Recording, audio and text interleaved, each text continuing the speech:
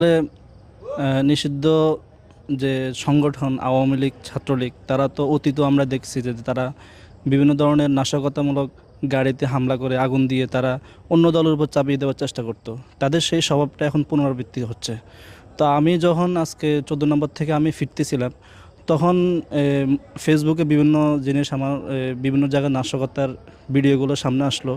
তখন আমার মনের মধ্যেও অনেক ধরনের আশঙ্কা তৈরি হলো যে আমি কি আসলে নিরাপদে আমাদের যে সরকারি বাংলা কলেজ ক্যাম্পাসে কি আমি ফিরতে পারবো কি না। তো আহ, এটা আমি একজন শিক্ষার্থী হিসেবে আমার মনের যে আতঙ্ক, এটা সাধারণ মানুষের মধ্যে আরও বেশি এটা আতঙ্কতা সৃষ্টি হইতেছে। তো প্রশাসন যদি এক্ষেত্রে শক্ত ভূমিকা পালন করে, স্বৈরাচারের যদি পক্ষ না নেয়, যদি নিরপেক্ষতা প্রশাসন এখানে ভূমিকা পালন করে, তাহলে জনমনের এই আশঙ্কাটা দূর হয়ে যাবে।